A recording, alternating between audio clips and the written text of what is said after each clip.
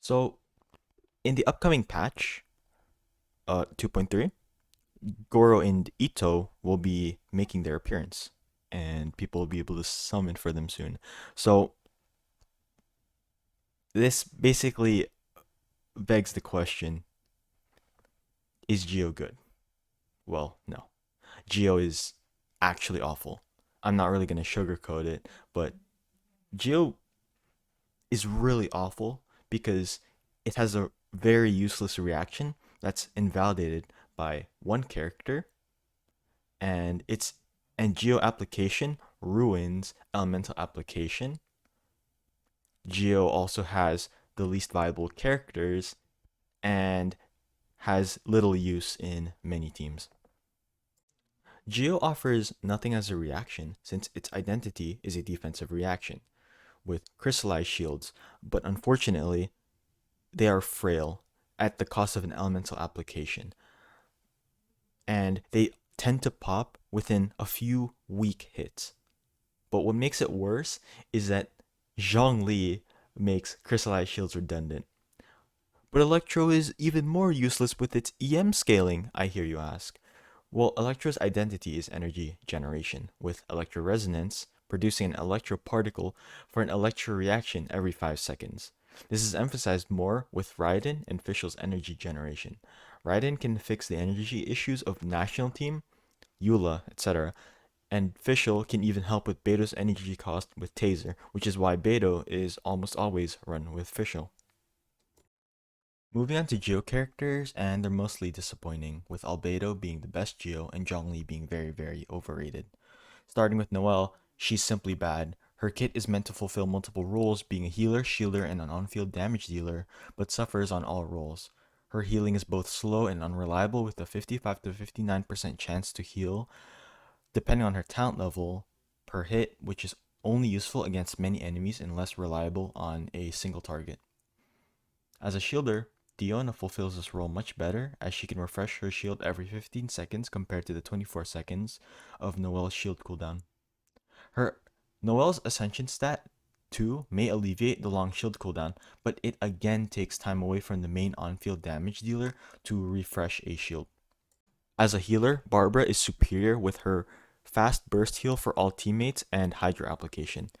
Diona is superior as a support compared to Noelle since Diona can shield better, generate many particles, has stronger healing, and does not require on-field time. Noelle should never be used as a DPS because her particle generation is nil with an 80 cost burst, and any other DPS with the same investment as Noelle will perform better. Noelle suffers due to her kit needing to be on-field. An off-field DPS like Shangling can be used, but there are much better options than Noelle for support and as an on-field damage dealer. From my time of playing Ningguang, I feel that she's meh. Ningguang suffers when you need AoE damage, and yeah, to me, she's neither bad nor good. Ningguang really just exists, and I feel nothing towards Ningguang. Albedo is good, but being a Geo element greatly hampers his potential, in my opinion. If Albedo was any other element than Geo, he would be incredibly good. But being Geo, Albedo can potentially ruin reactions by removing elemental aura to create the mentioned useless crystallized shields. Zhongli is overrated. He caters to those who are bad at the game, and is that statement out of line? Yes, but it, it's the sole reason why he gets usage. Zhongli only offers a strong shield to a team as a fourth member and nothing else. No one uses Zhongli because he's Geo, but because they don't want to dodge. Yes, his Omni Shred is somewhat useful, but a Sucrose, Kazuha, Bennett, etc., literally anybody else, brings far more damage than a 50% resistance shred to everything, such as Viridescent Veneers, massive 40% elemental shred, along with swirl buffs of Sucrose and Kazuha, along with literally anybody else who can buff or support. What makes Zhongli a dead end is that dodging is free, and free is an infinite value comparison. to literally anything else. And you still have to pull for Zhongli's shield. So, no. The only reason Zhongli works in a Melt Ganyu comp is that Ganyu deals so much damage, you don't need a fourth member. Zhongli basically just helps Ganyu not pop like a balloon. However, the new wolves that apply corrosion pass through shield, and I suspect that this will drop Zhongli's value as a shielder a lot. So what about Goro and Ito then? In my opinion, I don't think they'll be worth it.